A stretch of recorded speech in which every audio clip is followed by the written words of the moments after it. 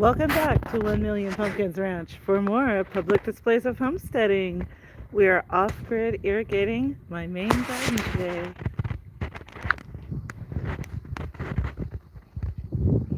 The hose end is over there. Ooh. Hello, Fiasco. You're climbing up my leg, my brother.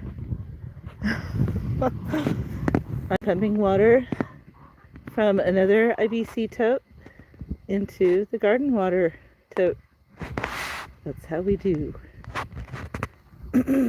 So, it's a slow process here. I just thought I would take time to share how the garden's doing while I irrigate, and I hope you enjoy. This is my red Korean garlic patch. I think things are doing pretty well here. Feel free to pipe in with comments, questions, or observations. Garlic is a crop that you can plant in the early winter, late fall. Here in zone 5, no, 6, excuse me, zone 6A/B. We're kind of on the border between those two zones. Yeah, you can plant these in, I want to say November is when we planted these. And we will not harvest these until July, maybe August. And this is how I flood water my system. I know that if Steve joins us, he will chide me for not having drip irrigation. He's offered to pay. I feel funny about that. Anyways, I appreciate the gesture. I feel like not really taking donations for my gardening yet. So I'm just, we're doing it on our own power, like this. And if you just joined, I'm doing gravity flow from the IBC. We haul water from town.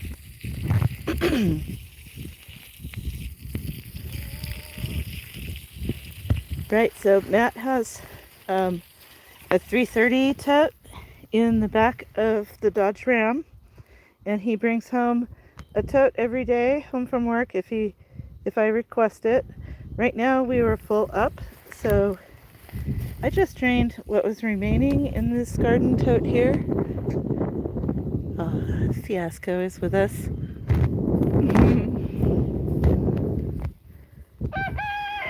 I already drained that, but now I'm pumping from the reserve tote that he filled. Hi there, little fake butt. Your name makes me laugh. Thanks for joining us.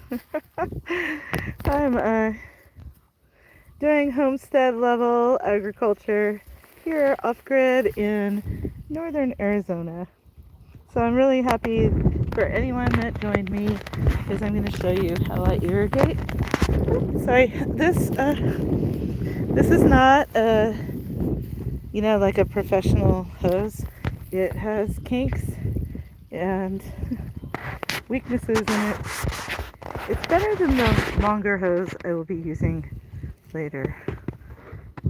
But I'm watering hopefully our year's stockpile of garlic. So feel free to comment in the chat. How much garlic do you use in your family? We're a family of 3 adults, me, my husband, and our grown-up son. We're off-grid in Apache County, northeast Arizona. And we are doing permaculture. Hopefully syntropic agroforestry will be evolving here on the property. But for now, we're planting the rain with sunken furrows and we're using gravity-fed hauled water to irrigate. And yes, it is time consuming to do it this way. My dear friend Steve is not wrong. It is time consuming to hand water, but it's also kind of a zen and the art of hand watering. So speak up in the chat how you feel about automatized watering versus hand watering. Do you have opinions about that? If you lived off grid, how much of a priority would it be for you to automatize your watering?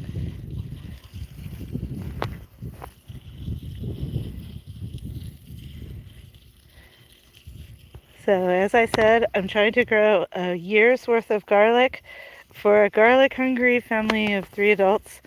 And so this is just the main bed, and it's stockpiled with one variety, Korean red garlic.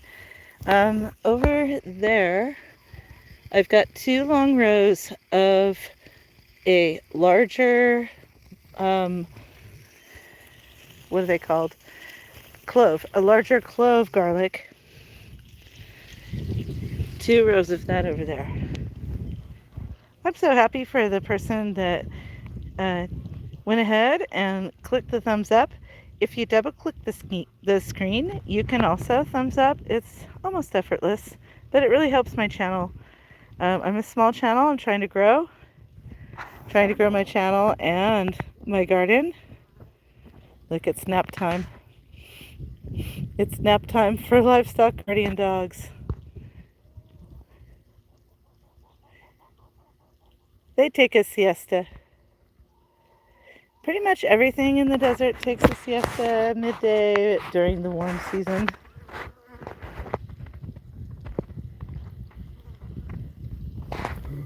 Oh, what's up? What's up? Who knows?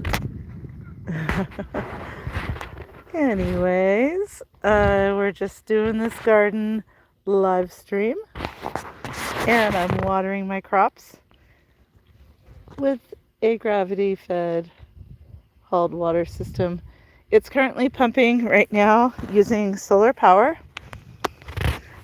from a reserve tote on the other side of the property. Anyways, this right here is volunteer alfalfa, which I use to feed the animals with, and the plant stays alive with frost tolerance, but as you can see, the tips died back during a hard freeze in the mid-20s, and we're due for another one of those. So I have seen a lot of people in the White Mountains area planting out their starts or direct sowing their spring seedlings because it was insanely warm, like 30 degrees above normal. And I'm glad that I could not catch up because, sad to report, the freezes for the most part killed people's early starts. Excuse me. So I have to do rope tricks to move that thing around. And I also have to take precautions against the hose getting kinked up.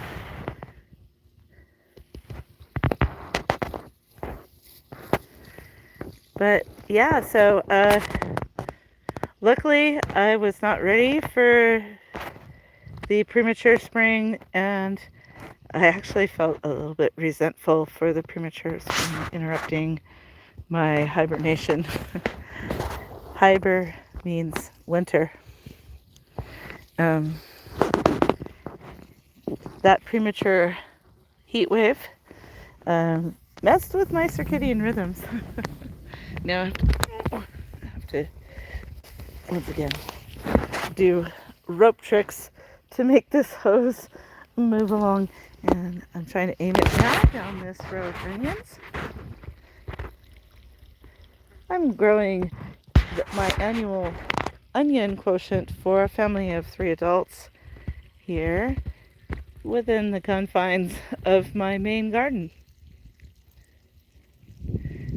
This livestock guardian dog keeps large mammals away from entering the perimeter. There's the garlic. Oh, I wanted to show you here in the garlic. Last year I had lettuces, and now I have volunteer lettuces ready to crop. What a beauty. Now this one here is a wild lettuce, which is not tasty in salads, but it is medicinal. I've been led to understand that one, you can milk the sap for a pain reliever. These speckled leaves, though, you can pick the lower leaves and it will cut and come again. And then I have also romaine volunteers ready to cut and come again. So when I crop these, let me show you. I look for the basal rosette, and then I will take the bottommost leaves.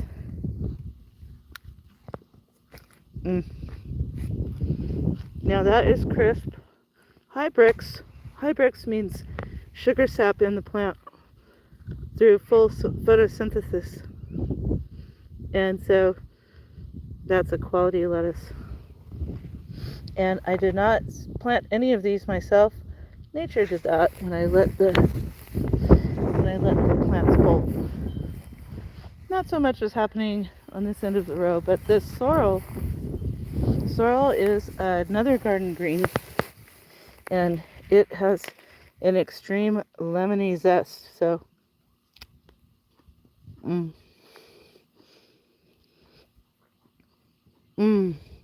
wow, the mature leaves are less intense.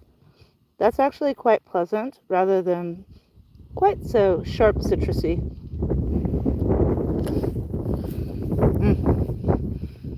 Pretty delicious. Fiasco is here with me.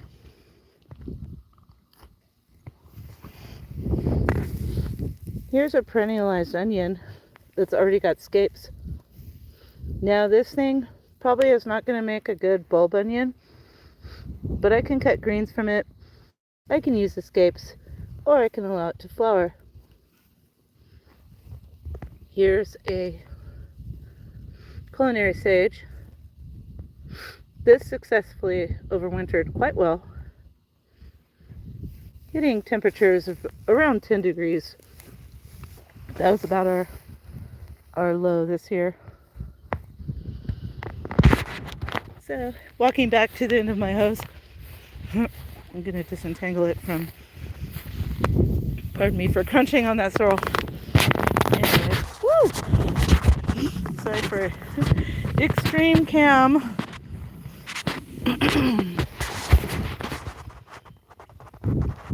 Alright.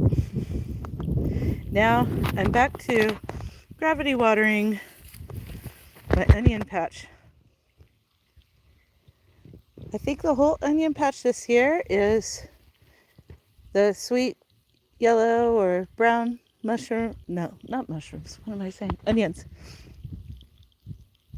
So all the rows in this patch are going to hopefully bulb up into sweet brown onions that we can then preserve for the entire year. I planted about 500 onions. We've got a family of 3. I'm trying to be self-sufficient, homesteading scale with my garden and our livestock. Now we do have a full-time income. My husband has a regular career in the nearby small town of St. John's. So sometimes folks think that when they come off grid, you can truly abandon this broken world But I disagree, you cannot. I don't think that humans were ever meant to strike out on their own and become the Unabomber. We're not into that level of things. We need community. We need supply chains. We need you. We need our families. So we live in the middle of nowhere, but we still have a very long extension cord to the grid. Case in point, water. We do not have a well, and we do not collect nearly enough rainwater, although I am planting the rain with my garden earthworks. I do plant the rain with my garden earthworks. But we have to go 12 miles round trip, 12 miles each way into the small town nearby, and we haul IBC totes full of city water, which is getting pumped into my garden IBC tote. And then going through this hose into my onion patch. And this deep mulch you see here, that comes as a byproduct of the rabbit and sheep operation that we're running here. So pretty much we produce all of our own protein in the form of animal products here. We raise rabbit meat, lamb, turkey, and chicken. We have both laying chickens and dual purpose birds. All of our poultry is free range. All of our poultry is now, we're at year 4. All of our poultry is now mother brooded, mother raised. So the mama birds take care of the baby chicken chicks and turkey poults. And if that doesn't work out, that means God did not intend for us to have that.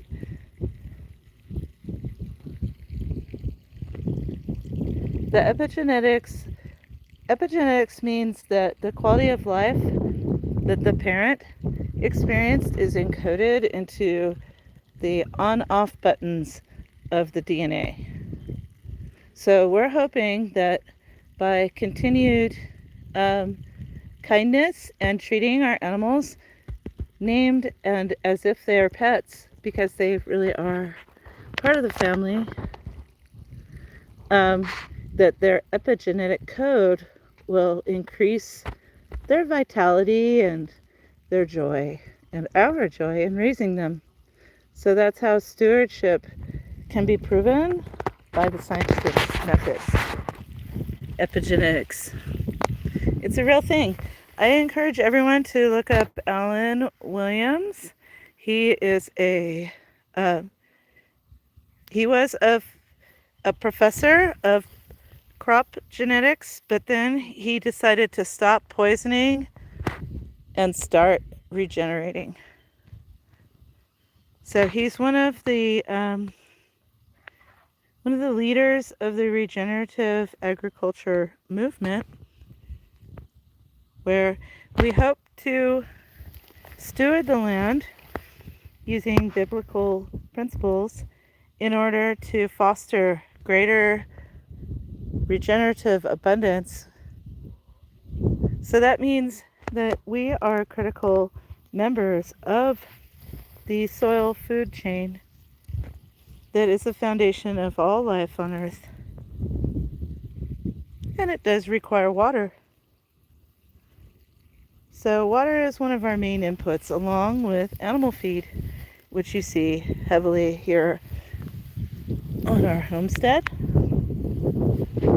Every day I clean pens and I cart the manure and the spent hay over to the garden, and I cover bare patches. Like, this is not actually bare, that's actually covered with decomposing sheep bean manure, but it might as well be bare because of how brown and flat it is. So perhaps next time I carry Rabbit litter, which tends to be fluffier and more hay rich, the rabbits drop and waste a lot of hay. If they sit on it for a little while, they don't want to eat it. So that hay gets recycled and the function gets stacked. Oftentimes first it goes through the chickens and the turkeys and then it comes out here. But sometimes rabbits are pretty messy, and during baby season we have so many, so we have a never-ending supply of spent hay mulch for the homestead vegetable garden. Now, last year we had a real hard time with onions. We had quite the drought year last year. This year is supposed to be a super El Nino. I hope that God allows that. So hopefully this year we won't have to haul as much water and face as much troubling evapotranspiration wilting every day.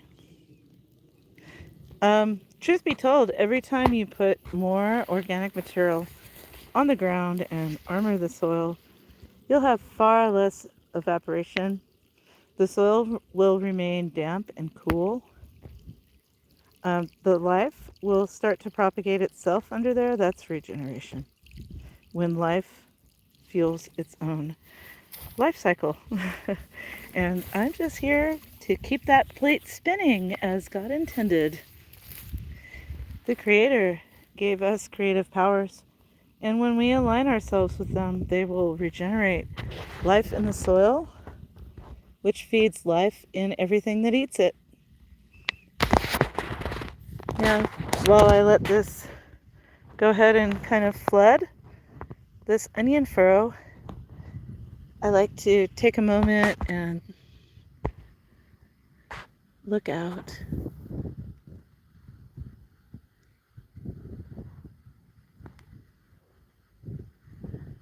My phone has no great enough photography to share with you this view. That's what we call the notch. But if you can tell, the left-hand side is clay colored and the right-hand side is blurred into blueness. It's not really a notch, it's just an optical notch, but it's a landmark that I like to gaze upon. It's a shape-shifting vantage. The Colorado Plateau has so many flat areas crossed through with gullies and canyons. There's my pregnant ewe flock. This is the highest plateau, and it's immediately adjacent to our property with a wash in between us. Solidly forested with junipers. Like that, the Juniper monosperma. Some people really don't like those trees. They consider them water-soaking weeds. Maybe they are. But they give us emerald vistas, shade, and good vibes. So while I'm standing here watering, I do like to scan, and I do also like to check out the sky. And today's sky is just as nature intended it to be, without any tic-tac-toe or airplane poop. So back to irrigating the onion field. I engineered these furrows so that they would run down, but there's a lot of spongy organic material. So if I 100% gravity flood them, that takes, multiple totes to fully hydrate the organic sponge.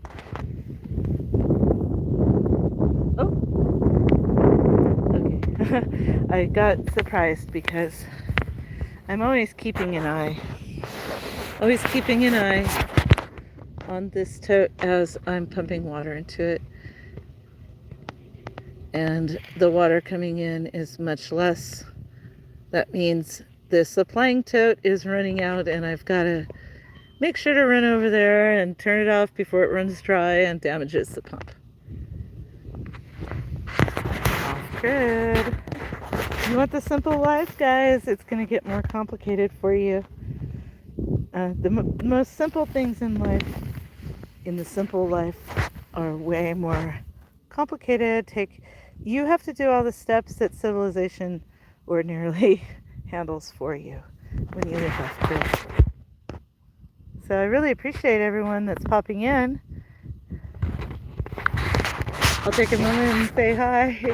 Thanks so much for joining me here in northern Arizona, off-grid homesteading in my garden. We're irrigating. It's a controversial topic, especially in Arizona these days. Down south, they're getting cut off from the Colorado River. Up here in Apache County, we do sit on a giant aquifer, so we're blessed that way. And we're able to haul water from town. Still, as fuel prices rise, that becomes more troublesome for folks like me. Like, our survival depends on gas and diesel. We have a gas, mid-size, small-size Frontier truck, and we have a diesel, big old Dodge Ram, and we use both of those to haul water as needed. So cheap fuel prices help us. Being off-grid does not mean not being dependent on supply chains, so get that out of your head. Even these onion starts came from the master gardener in St. John's. So those had to be ordered, and then a scheme was developed of selling off the start bundles to share the bulk rate with the community, and then using Facebook community to drum up the communication to distribute the onion start bundles to whoever wanted them. And we got 5 bundles of sweet yellow brown onions.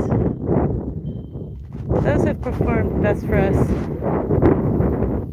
We've done the yellows, the whites, and the candy apple reds, and we just have had the most success in general. And of course, my emotional support cat is here. Fiasco. Good kitty.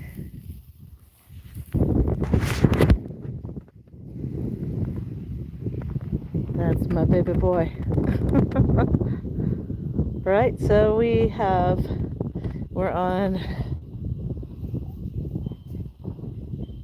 that row, so we still have to do this one and the third one left to get all these onions watered. We got a tiny amount of rain a day or two ago. I think it was the day before yesterday. We got hail in the morning, and then a light rain, and then a few days before that we got half an inch, I guesstimate. So these were not really dried out, but my husband Matt has been eager to bring totes of irrigation water to me, and I have been enjoying keeping everything fresh and green out here, especially after a couple of years of pretty hard drought. So I welcome everyone to ask questions, share thoughts. What would you do in an off-grid garden? We're high altitude, so we have very high UV, cooler temperatures than southern Arizona, like in the valley or in Cochise. So we have much cooler temperatures, but thin air. And we get super hard frosts. We can go down to a few degrees below 0 Fahrenheit. And the growing season, is quite short for that reason. As I started off saying, a lot of folks out here posted that they started direct sowing or putting out seedlings during the heat wave that we experienced. But then, sadly, problems followed from that, and it's a hard lesson that we all need to learn. I came from Southern California, where I can grow. It's not like that here. I think it's like that in Phoenix or Tucson, but it's not like that up here. You have to wait until Mother's Day to plant out your starts, no matter how gorgeous the weather is. You have to sit on your hands. You have to keep doing your, sewing or canning projects indoors, even when the weather's fine. So it goes. Fiasco stocking something.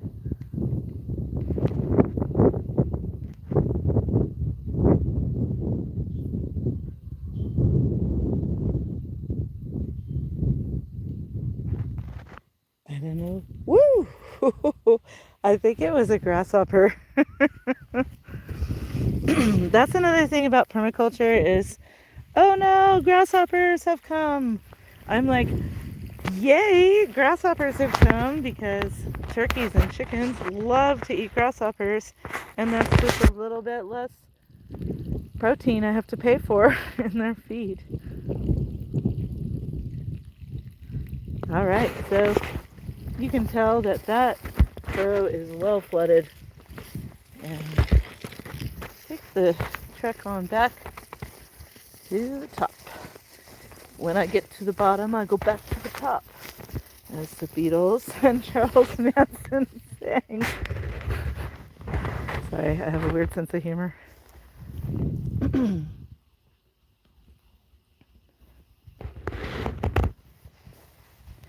It's very zen to have such a chore. The weather out here is perfect right now. It's like 65 tops. Just have a gentle breeze.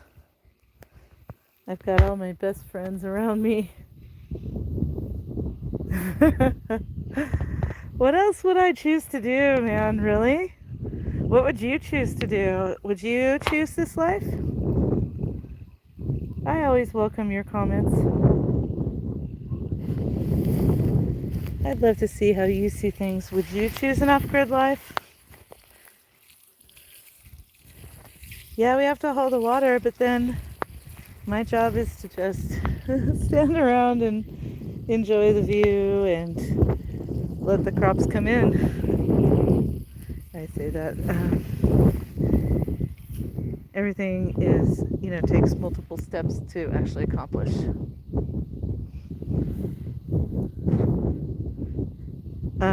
Also, if you think you're going to be self-reliant when you're off-grid, to a degree you can be. Like, I'm growing all of these onions. I know where they came from. I know what's being fed to them. I know what I'm feeding my family.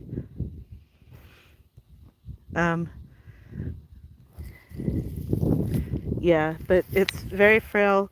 If we cannot get fuel to drive to town, we cannot haul water. And my husband still has a full-time career.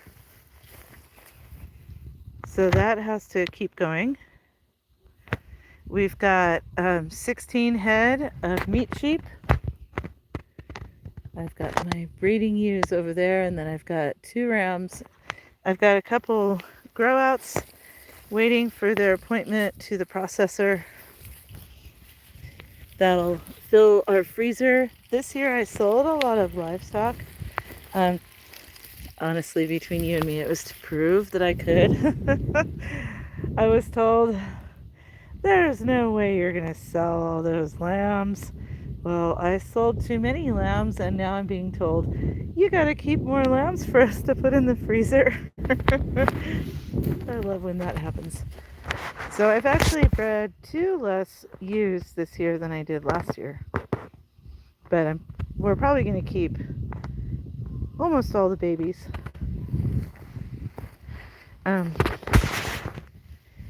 Here's something weird. This is rabbit hay that came out of the nest box after the babies grew up. So there is a ton of rabbit fur in this mulch.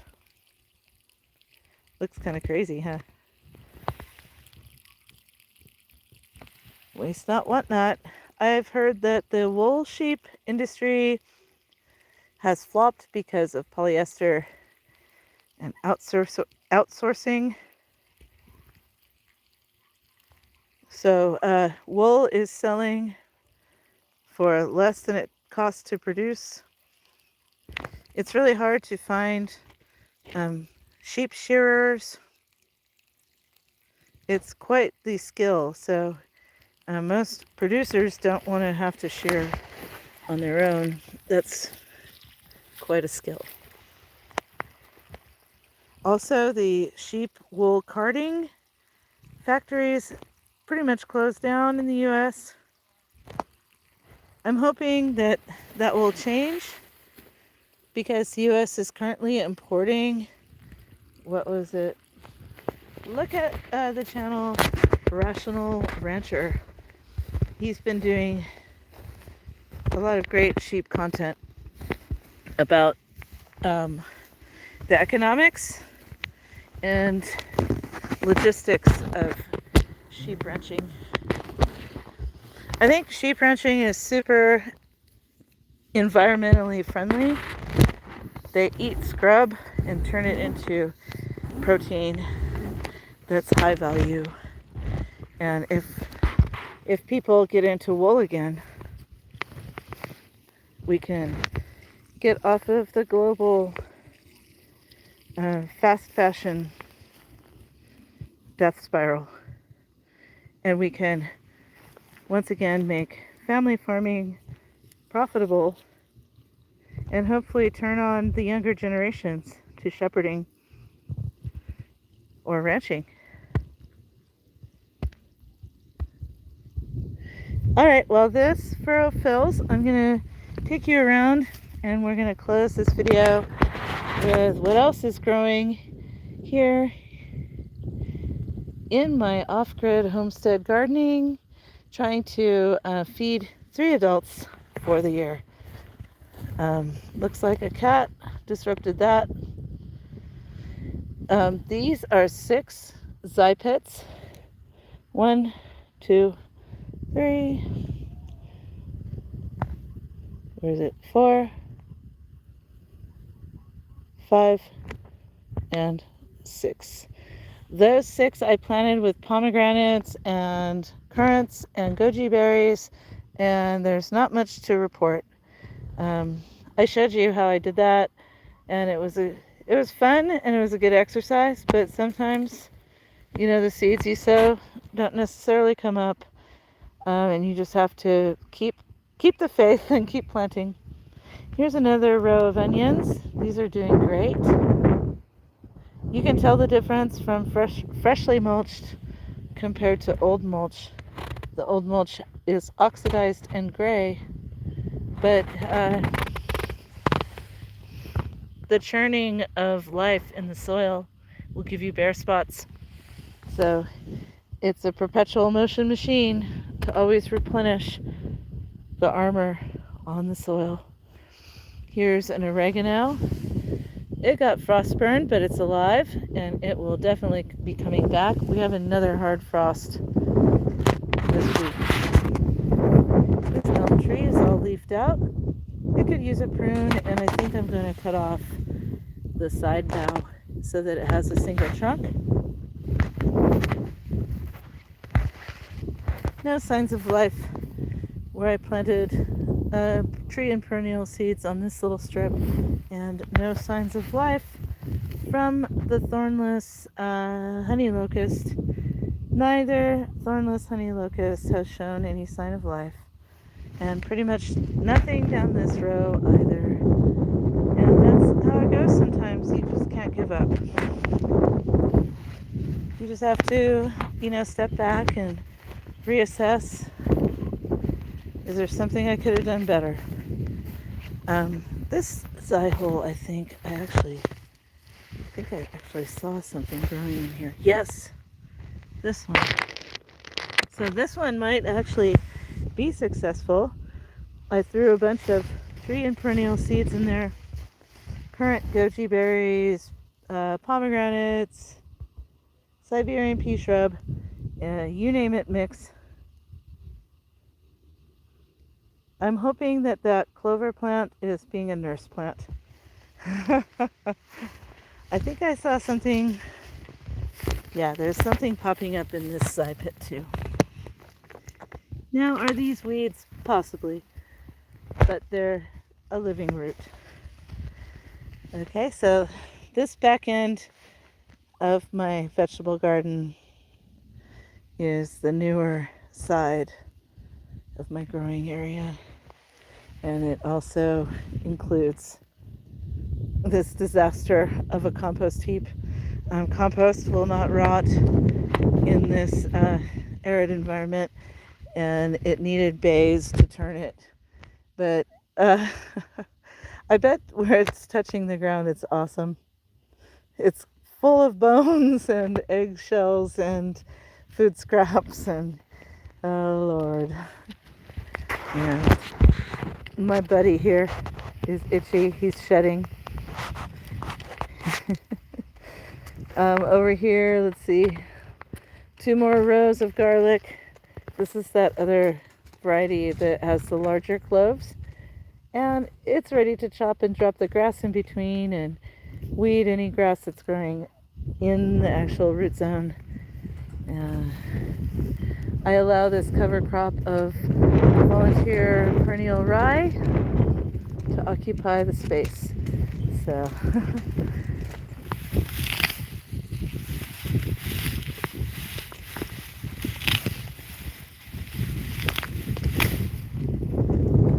this is already coming to seed heads. So once your cover crop starts fruiting, like making seed heads, then it is extracting fertility from the soil, and you need to get that out. We're a little bit overdue on that, I'm the main gardener of the household, so I'm always chasing my tail, trying to accomplish all of the activities and responsibilities and maintenance, keeping all the plates spinning in this circus, feeding all the monkeys. Robust flat leaf parsley. Time to put some of that in some egg salad. Time to take away the grass pressure from the cilantro. And as always, spread fennel seed. This fennel is great for attracting pollinators as well as beneficial predatory insects like, what are those things called? Hoverflies.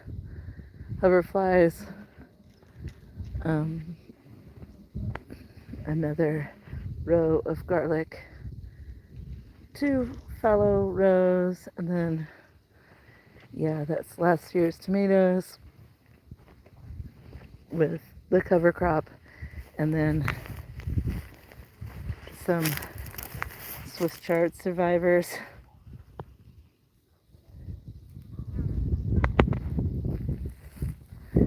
And then we've got 2 newbies.